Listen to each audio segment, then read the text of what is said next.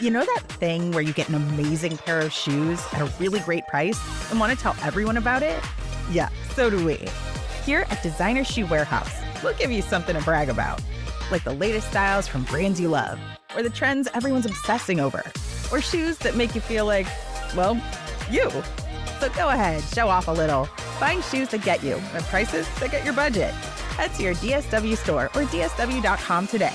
DSW, let us surprise you.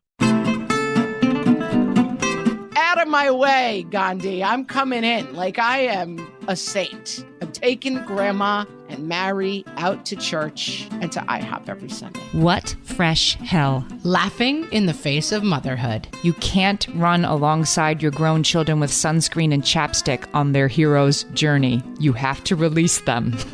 With Margaret Abels and Amy Wilson. There is no happiness on that path of thinking you can make other people happy by solving their problems. A podcast that solves today's parenting dilemmas so you don't have to. You are wise when you recognize the limits of your own knowledge, when you accept that compromise is important, and when you are able to consider others' perspectives. Hello, everyone, and welcome to What Fresh Hell? Laughing in the Face of Motherhood. This is Margaret. And this is Amy. And today we're going to talk about why it is so much easier to solve other people's problems. I mean, agree, but I can't wait to hear why. Before we get to this, for 2024, very exciting, we have a mailbag. Oh, yes. Wait a minute. Time for mailbag. Wait. Check the mailbag. I mean, mailbag is back. Better than ever. It's back. It's back for the new year. This was from Kara, who emailed us, info@whatfreshhellpodcast.com. She said, I'm not sure if this is the right email address to use. It was Kara, and everybody can use that. Great job. She said, hi, Amy and Margaret. I don't use social media, but I just wanted to thank you so much for your episode on Why Mothers Get All the Blame. I loved it, and I hope you two can talk about this issue more. I did like that episode. I was on fire during that episode. You came in hot. You showed up with receipts, and that's me. So I similarly have come today like, oh my God, this is so interesting. You're ready to go. I love it. I'm going to briefly mention that I had a dental procedure this morning. So if I sound a little garbled, it's not because I had vodka for breakfast. It's because I had a dental procedure. I can't even really see it. I'm looking at Margaret. I can't see it or hear it, but... It feels crazy to me, and I hear my own self in my own head through Your headphones like not sounding like you. You know, the Novocaine haze, but I'm glad that for you it is not bothersome. Isn't this metaphorical, though, actually? Like, it sounds so much worse to you than it does to me. You're like, I'm talking weird. I'm like, you're definitely not. You sound fine. We're on the theme already. That's right. Don't I sound crazy to you? Don't I sound crazy? You don't sound crazy to me like you sound crazy to yourself. I sound very, very crazy to myself. So I got this idea from when I interviewed Jessica McCabe, who created How to ADHD, and she wrote a book called How to ADHD. It was a fresh take a week or two back. And she mentioned during the episode that, of course, ADHD is a problem with executive function, like making steps towards a goal-driven behavior. If I'm going to get ready for, to go to church, I got to find my shoes and I got to do this and, whatever you do, that you can put those steps in an order and then not forget what you're doing along the way is executive function. That is a 10-cent definition, but fine. There is cool executive function, which is logic and analysis. And then there's hot executive function, which is driven by emotion. And so if you're ADHD, you are more likely to have, if your executive function is online at all, it's hot, it's driven by emotion, and you need to move towards cool. And Jessica was saying, for myself, it's so weird. I can be very on top of what somebody else needs to do. Here are the 3 most important things you need to get done today. I can help you figure that out. I just can't do it for myself. And that's a thing about ADHD that's interesting. And I thought to myself, that's a thing for everybody. And isn't that interesting? As we often say on the podcast, that's everyone. That's everyone. Right. And it made me think of Anne Lamott, one of my favorite authors. She has a great Facebook page, TED Talk, like her writing and then her writing about writing, like everything about her is amazing. So she put this joke up on Facebook once. She said, I thought of a great title for a book. It's called What I Think You Should Do, The Road to Happiness. It is, in fact, a very good book. So that's what we're going to talk about today, why it's so clear to us what other people should be doing, why that is, and how could we maybe take some of that magic and apply it to ourselves. And also, can we maybe not assume that we always know what's best for other people? Okay, I'm ready to try, Amy. Hit me. You ready to hear this? So it turns out that there's a name for this thing that it's so much easier to solve other people's problems than your own. I discovered doing the research. It's called Solomon's paradox. Have you ever heard this term? I feel that I have. I mean, feel that I have. It makes sense. So King Solomon. Solomon, like the guy who cut the baby. Well, he didn't cut the baby. So he was a very wise ruler, and supposedly from the Old Testament. And two women in the street were saying, like, that's my baby. And they were fighting over whose baby it was. And King Solomon said, I know what we'll do. We'll just cut the baby in half. And then one woman screamed, no! And he said, there's the mother. Because the other woman would have been happy to have half a baby cut in half. I mean, the story makes no sense, but that was the idea. He was so wise. Listen, we're not going to dig deep. We're not going to double tap on the story because it just leads to more questions. We're not going to double tap on the part where there was the other woman who was fine with half a baby, but okay, yes. With a half a baby. Okay. So that was, he's... Doesn't sound right to us. He's a paragon of judgment. That's the point of the story. But in the Old Testament, he is portrayed as not being able to make good decisions for himself. So he's like Mr. Wise Guy walking down the street, can solve, every thorny issue, but for himself, loose living, lots of women. And the real problem came, I guess, when he had lots of girlfriends from other countries, and then he built temples to their pagan gods on the hills around Jerusalem. This was a bad move. The Old Testament would have it.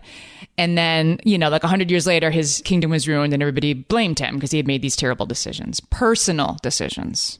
So the Solomon's paradox is, I'm great at your problems, I'm bad at my own problems. Yes. How could somebody who is such a wise ruler make such poor personal decisions for themselves? Right. So that's what it is. So there are these two social psychologists. Their names are Igor Grossman and Ethan Kross. And they set out to discover whether Solomon's paradox was a thing, right? Like, it's something you and I recognize, like, everybody feels that way. But is it something they could qualitatively measure?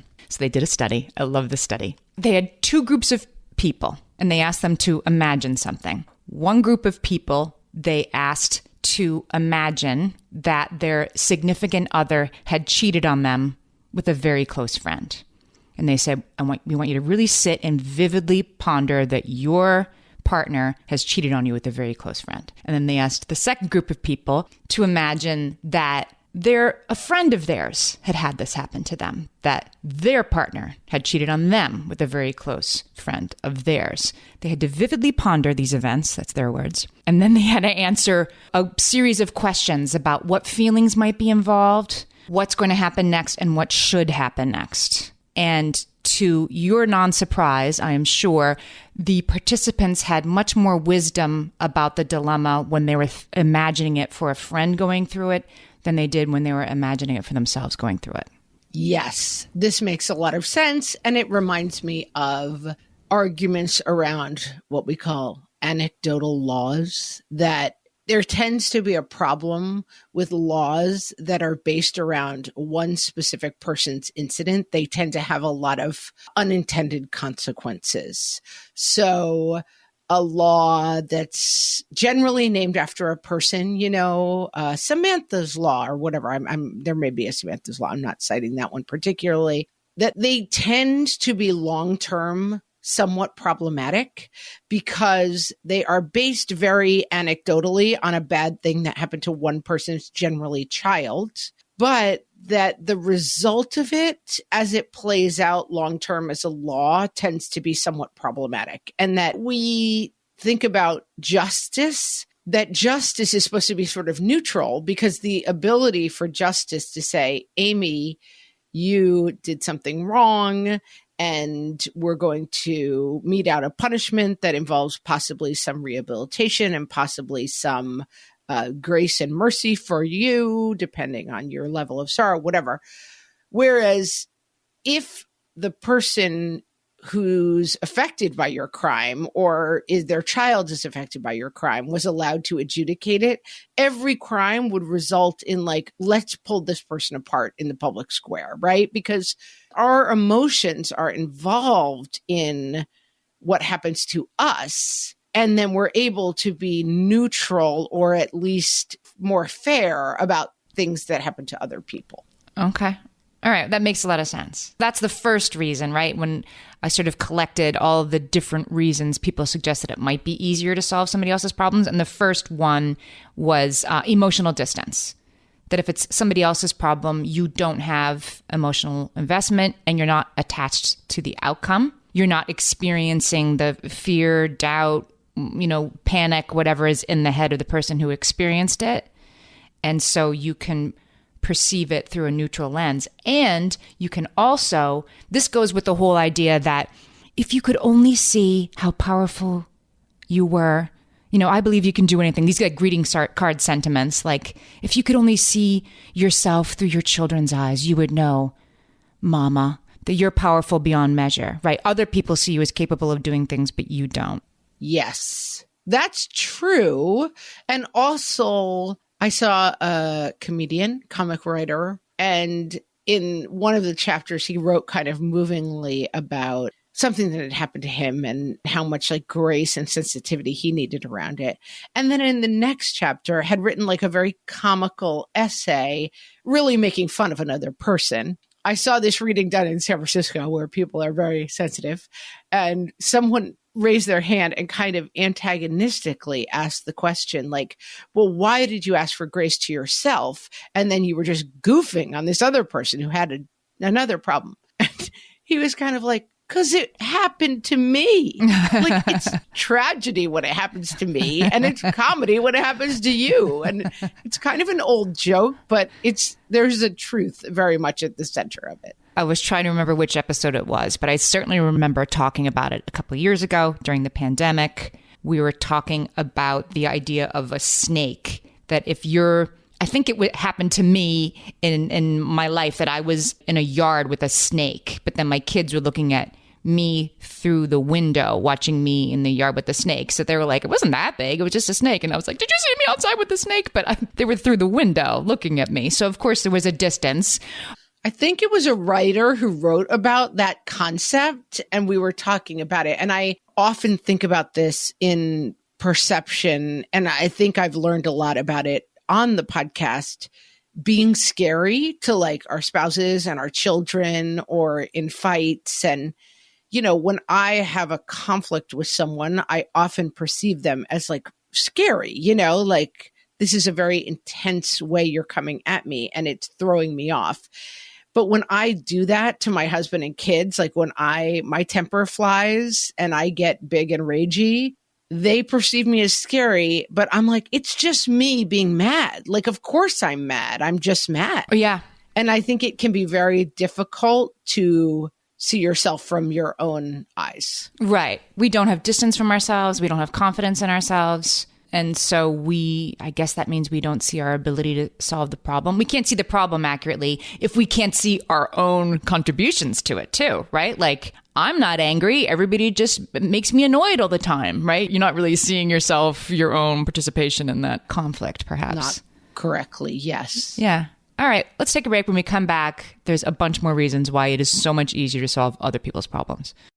Hellions, it's time for some spring cleaning, and I don't just mean the coat closets. Doing your financial spring cleaning can actually be super easy when you let Monarch do your financial spring cleaning for you. One dashboard that gets your entire financial life organized. No more clutter, no more mess, no more logins scattered everywhere, just accounts, investments, property, and more, all in one place. Get your first year of Monarch for half off, just $50 with promo code FRESH. Monarch allows you to look not only at what you've already spent, but also to plan for the future. With Monarch, you can set savings goals, plan for big purchases, and notice spending trends before they become a problem. I can generate cash flow reports that show me what we spent this quarter, this month, what we're probably going to spend next month, and feel prepared, organized, and knowing how to plan for the future. No more surprises and a lot more clarity. try Monarch. Use code FRESH at monarch.com to get your first year half off at just $50. That's 50% off your first year at monarch.com with code FRESH.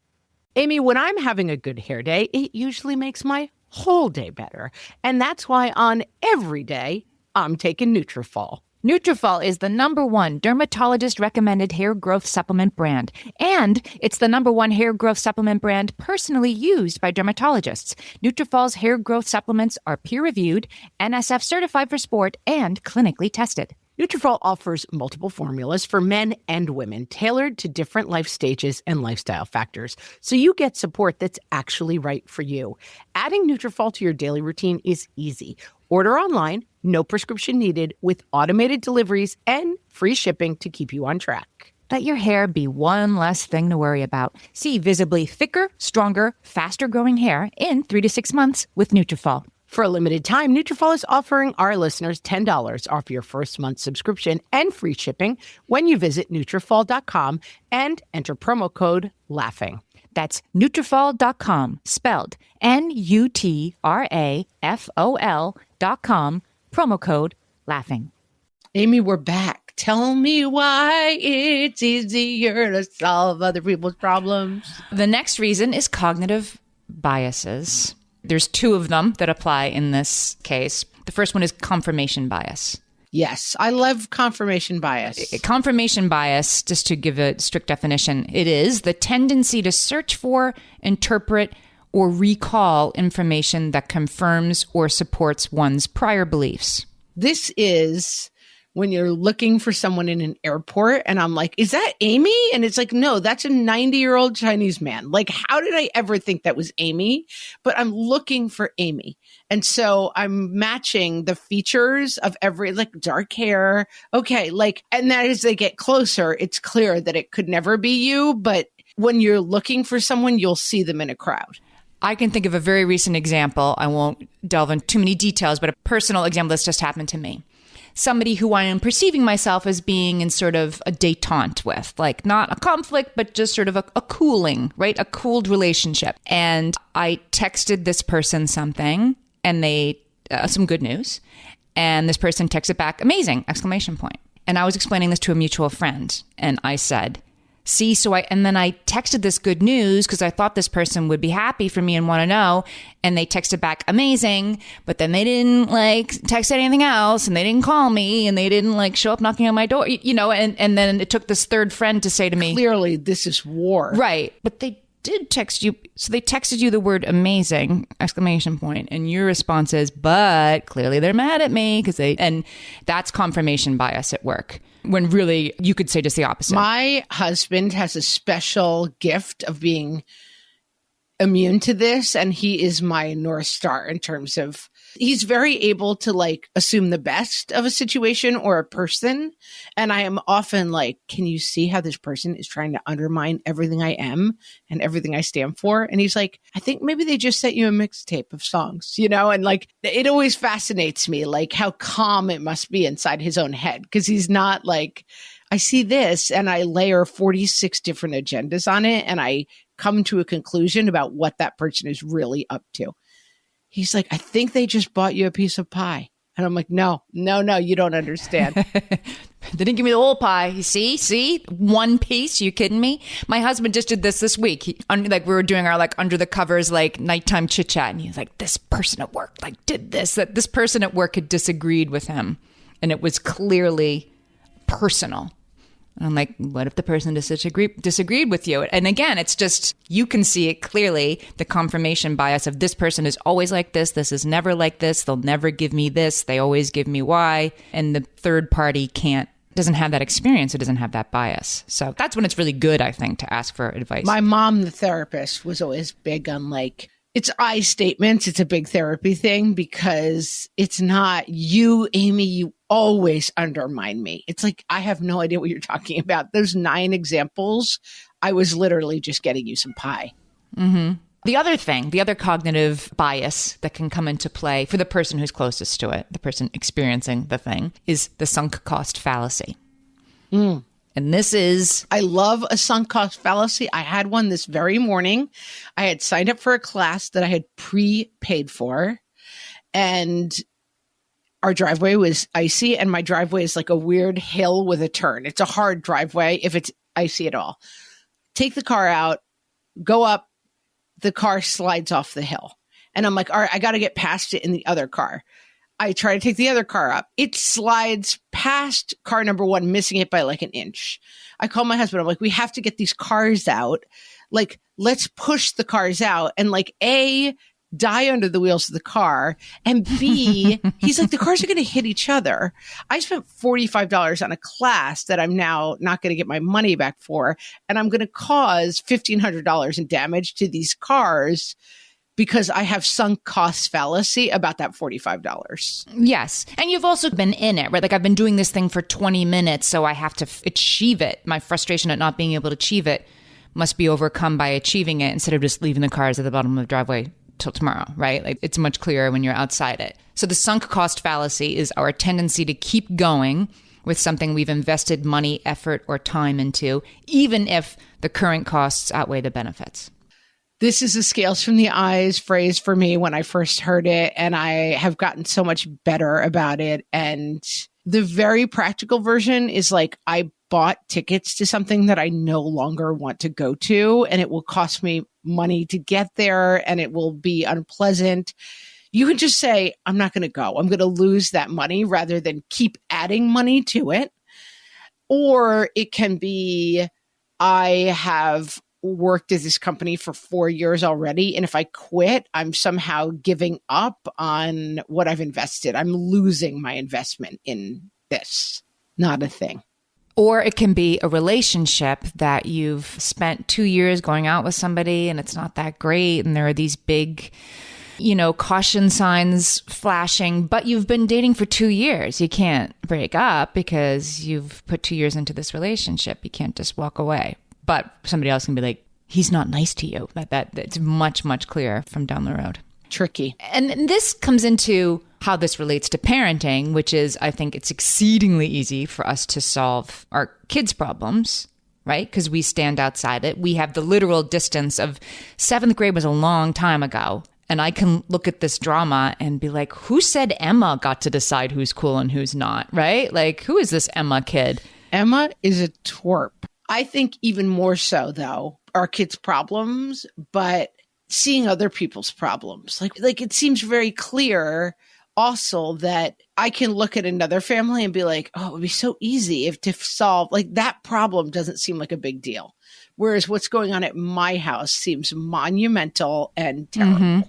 That being outside of it, every ring outside you get, it seems like, people, this must be a biological design that someone says to you like, oh, I have a friend and she has 3 little kids and one of them's really sick and her husband just lost his job. And you're like, oh, that sounds bad. Like if that was happening in your own home, you'd be under it, like that little bit of distance. Yeah. And you've talked about the lack of emotionality, I think makes a huge, sometimes what's going on between me and one of my teenagers feels like, why does the world still turn when this drama is going on between the two of us, this insurmountable problem? And I'm sure other people look at us and go, that's not that big a deal. Like, it's just a teen, just an angry teen and an uptight mom. They'll be fine.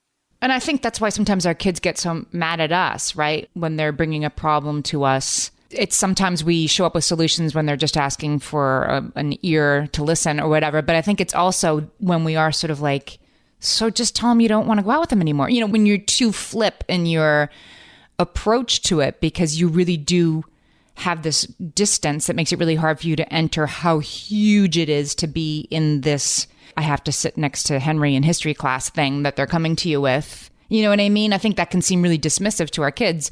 And we don't mean it to be. It's just there's such a gap in our ability to understand how it feels to be them. Yeah. And I think the perspective issue, too, as you mentioned, it's like Emma is a twerp is not useful. They're in it. They're in the fire, And so to be like, this isn't important. It doesn't matter. You could take 2 steps to the left and solve this.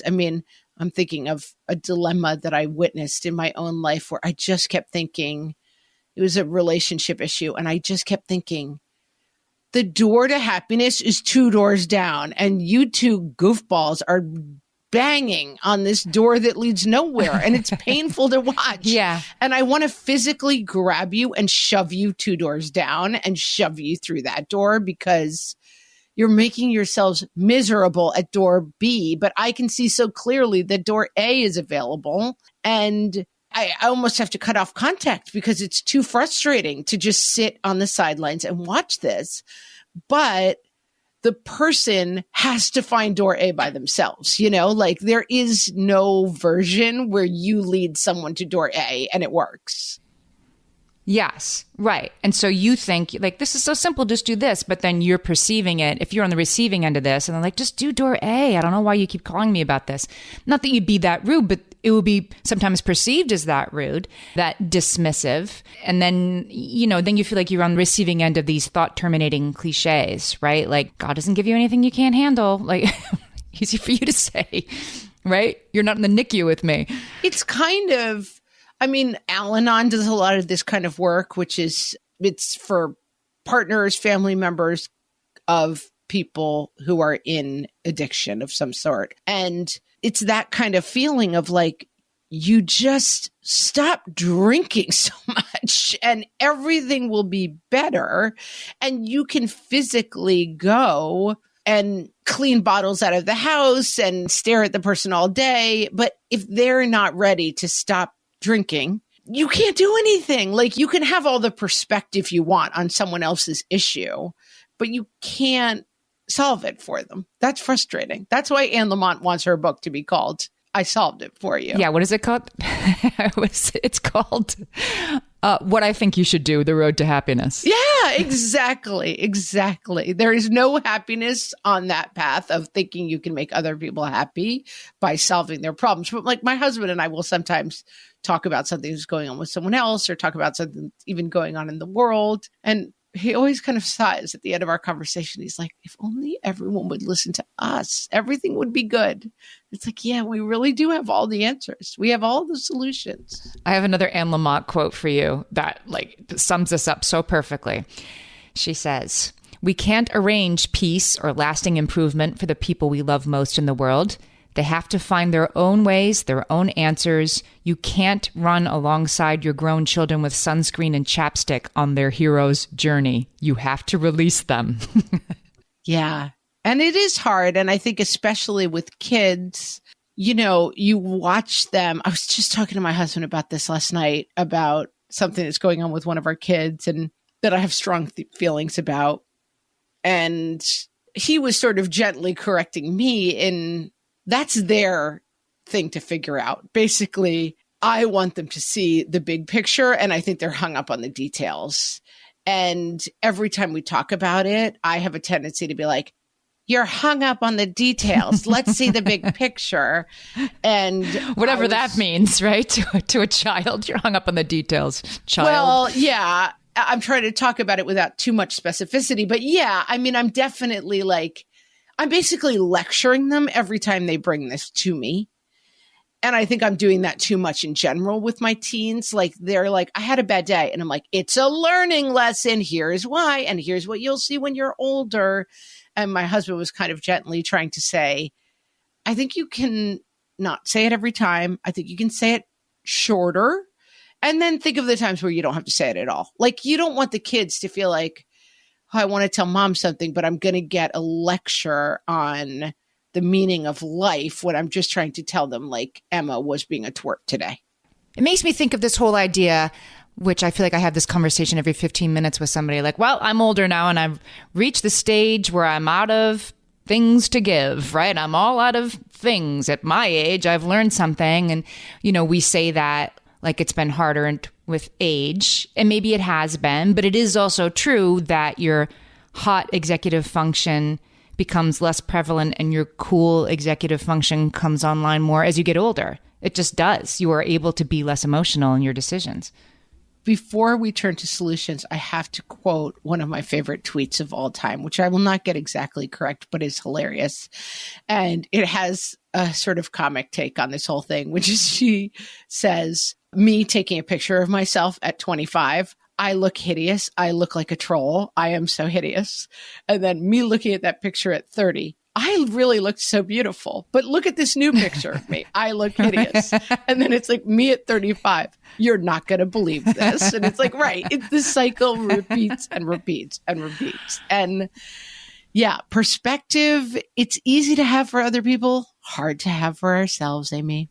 Well, I have some expert advice on how you maybe can make some of that other person perspective easier for yourself and your approach to problems. So let's talk about that after our break.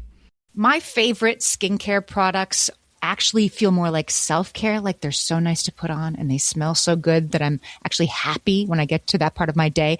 And I swear that is how I feel about Osea's anti-aging body balm. Amy, you are usually the lotions and potions queen on this podcast, but I have to say, hard agree. Osea's anti-aging body balm is a liquid silk body balm that combines the lasting hydration of a lotion with the firming power of a serum, leaving skin smoother and firmer. This body balm is clinically tested and designed to deliver visible results you can see and feel. So we've gotten to use this product for a couple of months now, and I swear I have really noticed firmer and smoother skin, like on the back of my hands. It's like getting a mini spa treatment from head to toe. Get a spring-worthy glow with clean, clinically tested skincare from Osea.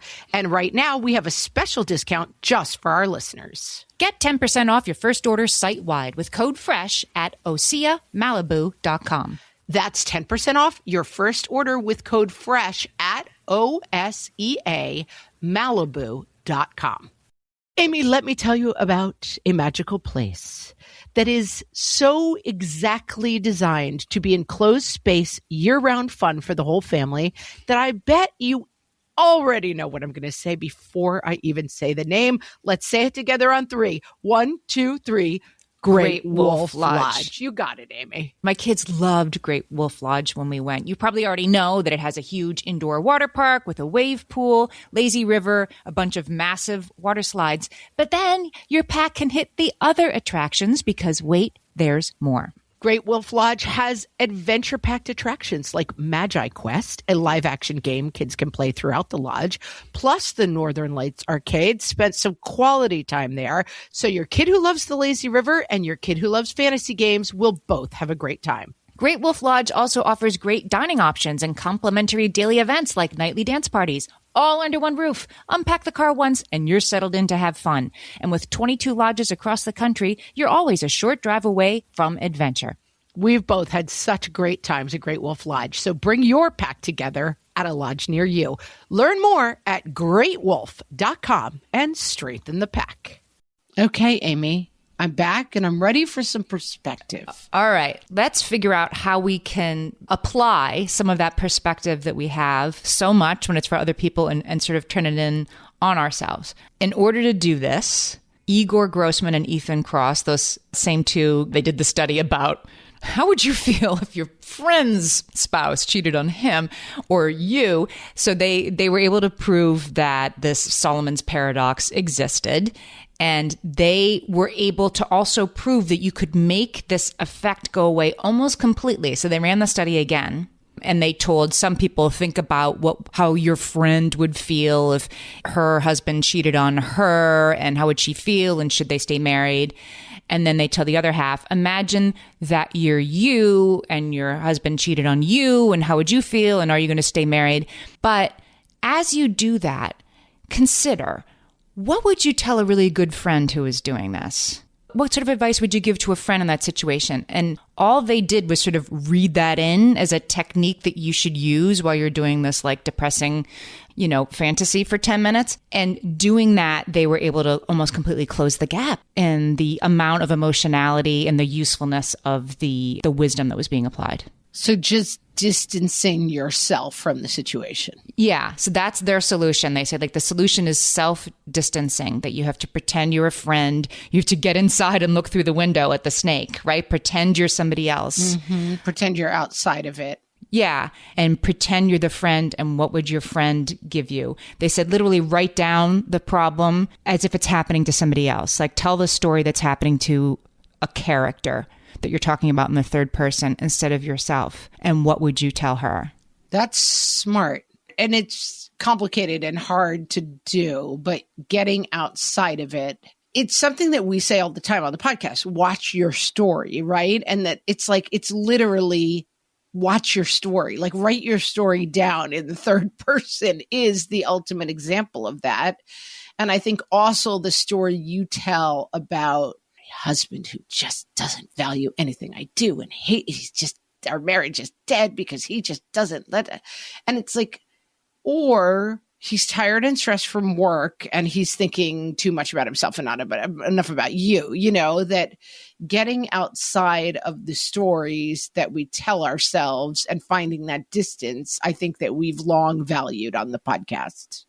Mm-hmm. Yeah. Or in the case of a conflict with your spouse, exactly. Come at it from the point of view, I've heard you do this, of saying sort of like, or you can think about it like, I just worked, really hard and I walked in after 10 hours and here my partner is already mad at me that I haven't been here all day and like throwing a baby at me and is like mad as soon as I walk in for reasons I don't understand. It's pretty effective. And it's hard and you're not going to do it every day. Like you are in your own skin, and I certainly had conflicts with friends or family or anyone I ever had a conflict with where I come in it with this person has been targeting me unfairly because of these 8 reasons. And then the fight starts and they're like, you have this huge agenda. And I'm like, whoa, whoa, whoa, whoa, whoa. Like we are both in crazy town. Like you are ascribing to me 400 thoughts and manipulations that are just not right at all, and I am ascribing to you a vast agenda that like doesn't even involve me. This is, I always say, the best advice I ever got from my ex-boyfriend. But at some point I was explaining some elaborate, war I was in with somebody. Imaginary war. Yeah. And he said, you would be so much happier if you realized how rarely anyone else ever thought about you. And I'm like, yeah, that's really good advice. Just that people are not coming to you with the agenda you think they are. And I will say, I'll make it personal for a minute. I think that this is why you and I have such a successful partnership. I think we have a really strong ability to come in without a lot of ego and say, this dynamic is frustrating me. How can we fix this dynamic? Like, I don't think we often have a conversation where one of us starts with, you're so selfish. You're so like, I think we said early on in our partnership, like, let's always believe that the other person is doing their best and has the best intentions. And I think that we've been able to function that way in our partnership in a way that I really notice, like, an ability to come in and say, this is landing too much on my plate. This is frustrating me, but it never starts with like, you idiot, you are doing this stupid thing in order to undermine me, And I think that there is a healthiness in being able to, and it's hard because you have to have equality in relationships to be able to do this, because the fact of the matter is some people are trying to take you down. Some people are trying to undermine you, Right. And some people aren't here to hear anything besides their own story, I guess. Yeah. And they don't have your best interests at heart. And they are, I think that you have to be in a very equitable relationship to be able to say, I am going to trust that you are never doing anything just to make my life more difficult. It's sometimes, I was just thinking of a time that somebody said something to me, not carelessly, not offhandedly, but, she'd be shocked that I could recall this decades later, right? I was just talking about that aforementioned completely hypothetical example of, well, we've been going out so long now, I can't break up now, even though the relationship isn't working, right? And it was a long distance relationship. We weren't together very much. And so, we had to make it work. And I had a friend who just was listening, nodding her head. And then finally she was like, well, maybe that you're spending so much time apart is really, the answer that you're looking for. And then we just like sort of went on with our day. And like, I thought about that for months and months and months and months. And that person was right. And that person just like sort of dropped that in the road and kept walking, right? They weren't like shaking me by the shoulders and saying, you have to see this about yourself or we're not getting up from this table. Not at all. But it was just this. It's just that they had that ability to see it so much more clearly than you did from the outside. Right. And then we went home and I'm like, what? And like, of course, this person was right. And, and I took that advice eventually. But yeah, it's so much easier from the outside. I once found all my old diaries, and what amazed me, I mean, they were years and years of diaries, and I was reading through them, and like relationships, I would just write the same things again and again and again about my relationship with my boyfriend or my relationship with somebody in my family. And reading it back, I was like, you dummy, you're writing this 400 times over the course of 10, and you're not putting it together that you keep saying the same thing. Like, I literally did not have it. It was fascinating to see it in pen and paper. And I was young and I was probably dopey and stuff, but it still was really interesting to see it play out on paper. That distance, right? You have the distance of time from yourself. Right. And like, how did I not catch on? I have another funny example, which is, it's a funny example, and then it's happened in much less funny ways throughout my life. When I was a teenager, my grandmother was still alive in her 90s and lived with her sister, who was 2 years older. So they were both in their like late 80s, early 90s at the time. And I would go over to their apartment and take them to church on Sundays. And then I would take them out to the International House of Pancakes for breakfast. Very nice. That's a great morning. As my like good deed. I'm like a high schooler. I'm like, I'm going straight to heaven when I die. Like, look at me. I'm taking these two old ladies out. I'm jumping the line. You're in the clear lane at heaven. Oh, out of my way, Gandhi. I'm coming in. Like, I am a saint. I'm taking Grandma and Mary out to church and to IHOP every Sunday. And then at some point, my grandmother's talking to my mother. And she's like, God bless Meg. We go to that IHOP with her. She loves IHOP. We can't stand it, but we don't want to let her down. That we don't like it at IHOP. And I was like, oh my God, like here we are. We're both. It's like the gift of the Magi in reverse. We're making each other miserable. But my grandma thinks she's doing me a great favor by going to IHOP with me. That's amazing. And I think that is also what ends up happening when you just are laying too much into perception. I wanted to close with what the definition of wisdom is. Again, this is from Igor Grossman and Ethan Kross, because they spent years thinking about this. This is how they ended up defining wisdom after doing all of this research. What makes somebody wise? So they're saying you are wise when you recognize the limits of your own knowledge, when you accept that compromise is important, and when you are able to consider others' perspectives. Those are the three things that make wisdom. I mean, agree. And it's so, somebody said to me, like, what have you figured out as an adult? And I said, it's just so hard to understand other people's perspectives. Like, that to me is the great mystery of adulthood. How hard it is to see things the same way as other people. That like, it's like the Tower of Babel. It's like a biblical curse. Like, we cannot see things from other people's perspectives. And it's so hard and challenging when you want to have like loving connection with other people, but you just cannot see the world through their eyes. It's really hard. It's hard with our kids. It's really hard with our spouses.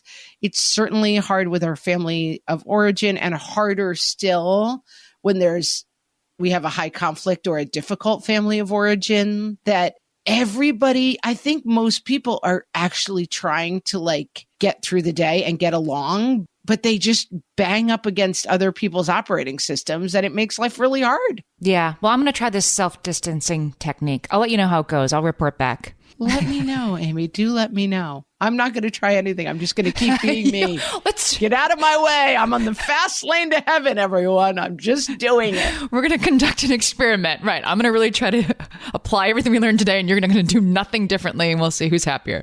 Sounds like a plan. Friends, there's something we want you to do differently. We recently were having a conversation, very in the weeds. It's not super interesting, but we need reviews on Apple Podcasts, friends.